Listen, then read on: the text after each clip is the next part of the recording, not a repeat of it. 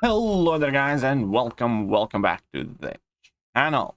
Right, so I have been asked by a lot of my subscribers to provide deck building advice, so to speak.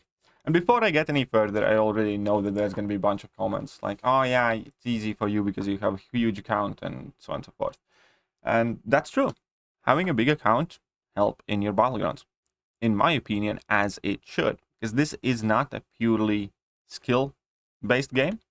This game mode of Battlegrounds is, in my personal opinion, by far the best game mode that measure your actual ability and your actual aptitude and capability in this game. Because this game is not Counter-Strike Go, which is purely skill dependent. This is not what that is, and has never been and likely never will be. Because your account matters, your knowledge matters. Battlegrounds take in consideration total amount of time, effort, and or money that you have spent building your account, as it should. It takes in consideration, obviously, your ability to play the game, and it also takes in consideration your knowledge about champion interactions. Now, there is additional part to it, which is brand new to MCOC, which is drafting and deck building, which I'm going to make a separate video about, meaning drafting.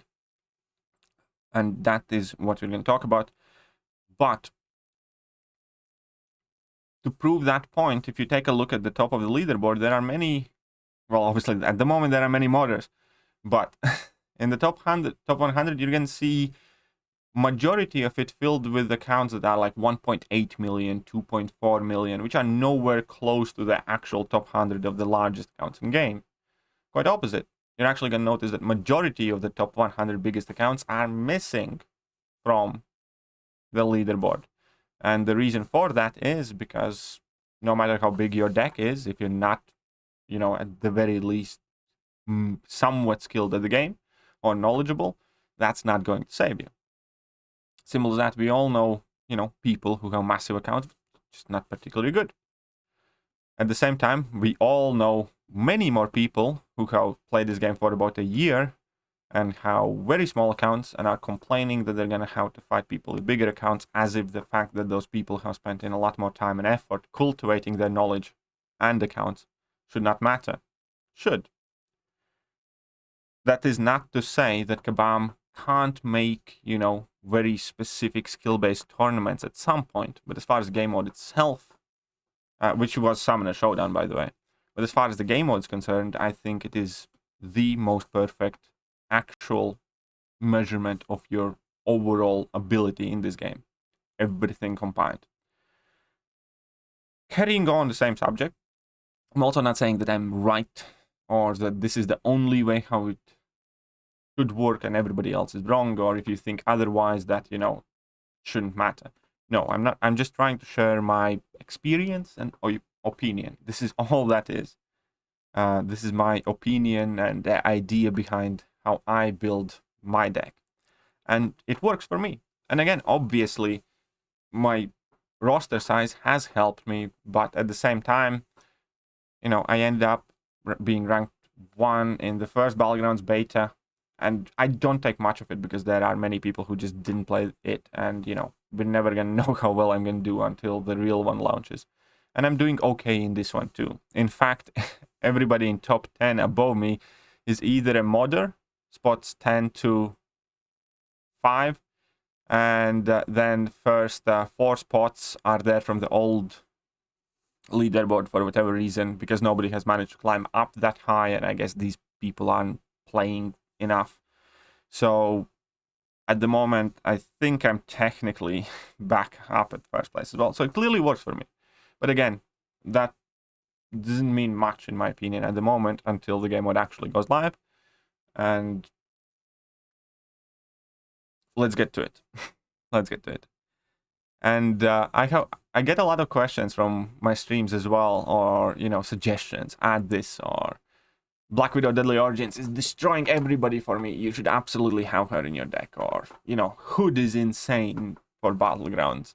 Or Nebula is putting in tons of work. Or I don't know, Cersei is an absolute must-have. And so on and so forth. Crossbones, for instance, is a perfect picture of a champion that, you know, should be insanely good for this thing. We're going to focus specifically on Black Widow Deliurgence, I suppose. Or I could have ranked up Massacre. I nearly did, and I added him to my deck. But as I was playing with Black Widow Deliurgence in my deck, as I was playing with Crossbones in my deck, as I was playing with several of these other champions, I realized that I hardly ever draft them. And there is a very specific reason for that. Because drafting is, you know, how I win majority of my matches.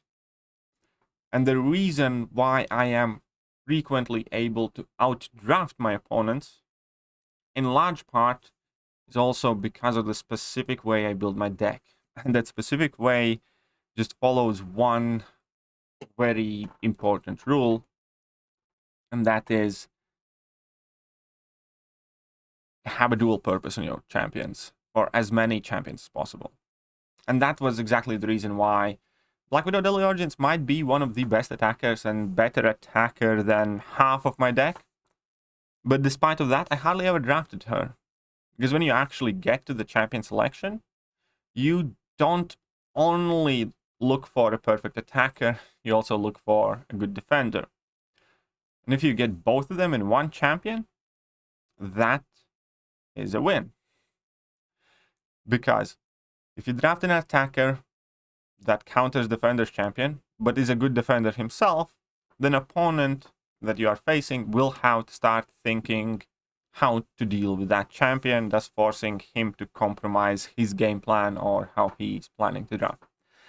Now, as I said, I will be making a separate video explaining some principles behind the drafting phase and how to improve your drafting ability. But I'm going to just give a very quick example. For instance, if you go first and you have a choice in between Dr. Doom, Archangel, and I don't know, Magneto, which is the champion that you pick? Many of you will instinctively jump to Dr. Doom, and that is the right answer. Why? Because if you pick Dr. Doom as your first pick, when opponent has to pick his two champions, he not only has to look for champions that Dr. Doom cannot kill, because that's the entire point, you know, he also needs to look for champions that can kill Dr. Doom, which is much harder, which often will force in one type of, you know, one-sided champions from opponent.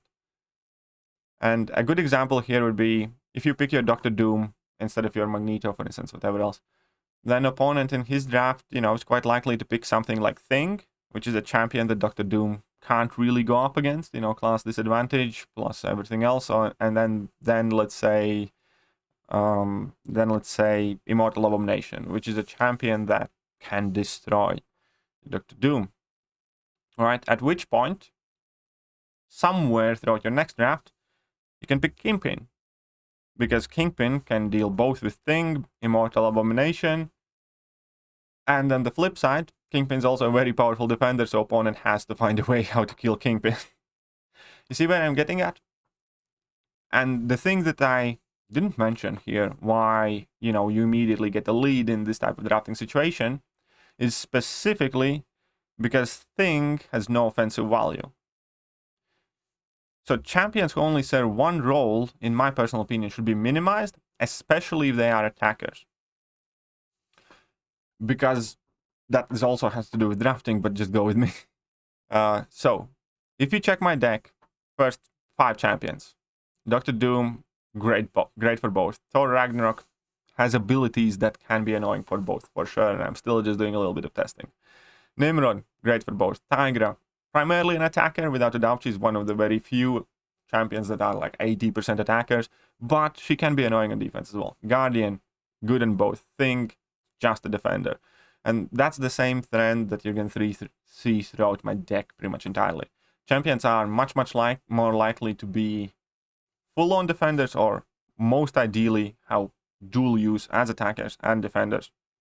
Very few champions do both, and if there is some, then they primarily work as defenders.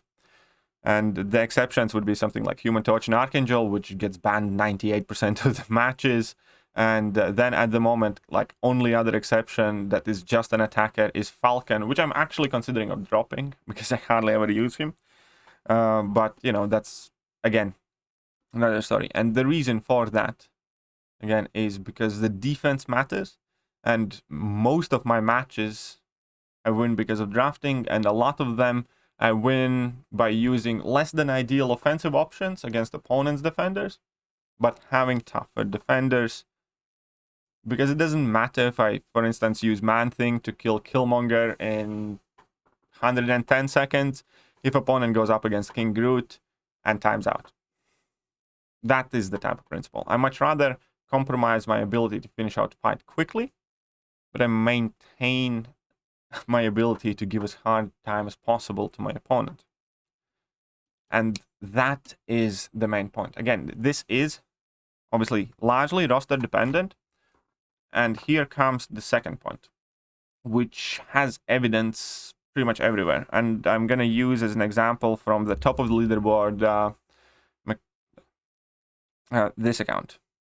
He did very, very well. I think he finished second or third place previous time around. His count is 2.7 million. He's not going to have every champion at rank 3 level for every meta.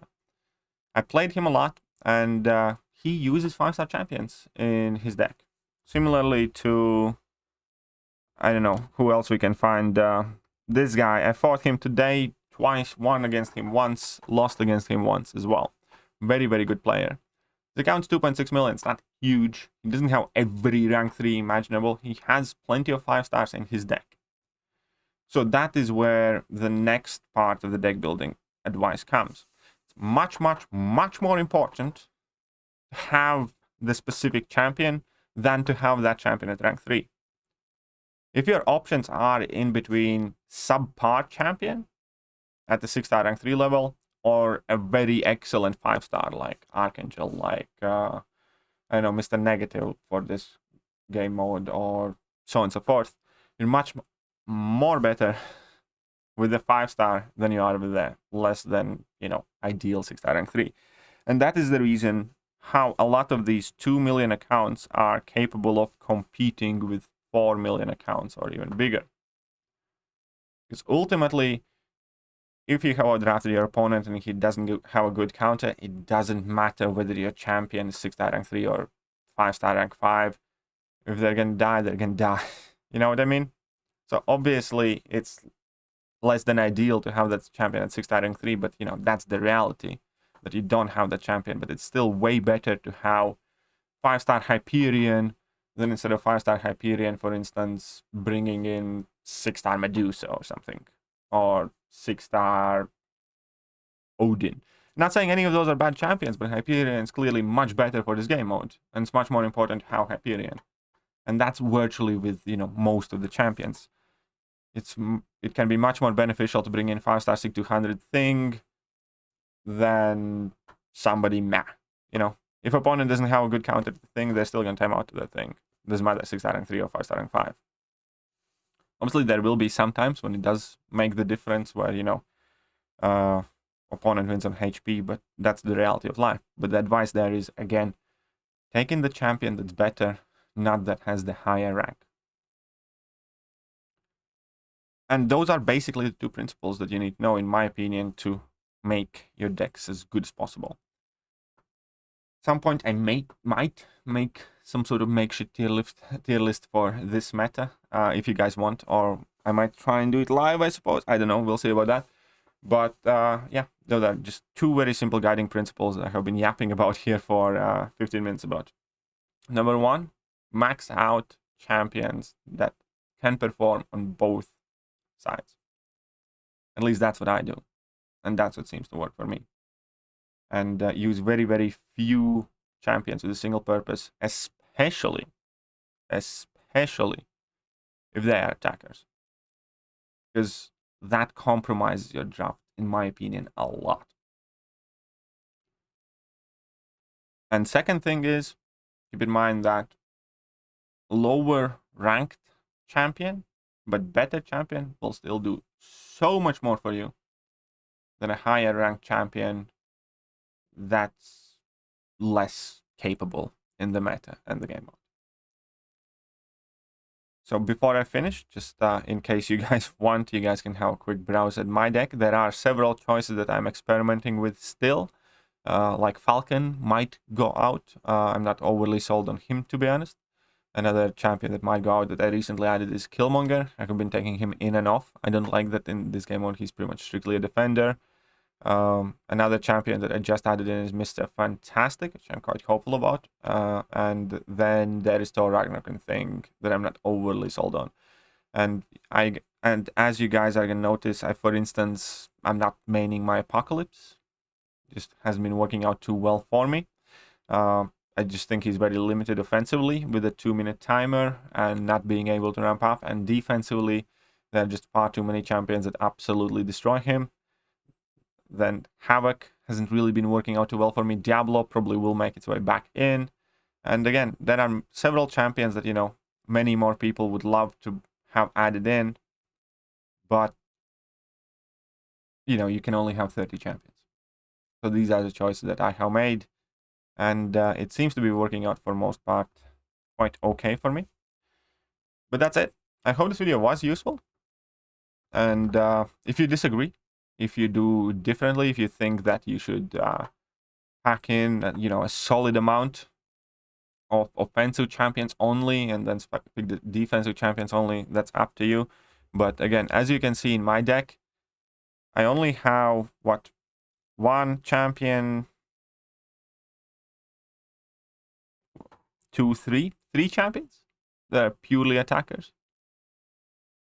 That's about it. I had and 2 of those always get banned anyways. But I had a couple more, as I said, Black Widow, Deadly Origins, Crossbones, and so on and so forth. But I just removed them because they weren't working out for me. I was never picking them in my drafts. And similarly as defenders, I only have Thing, Killmonger, that have absolutely no offensive value. Other champions can be used both for attack and defense. So I only have 2 and 2 of each. But if you have to pick, I would lean on trying to get in as many defenders over the attackers. All right, that being said, yeah, now that's it for real. I'm going to catch you guys later. See ya.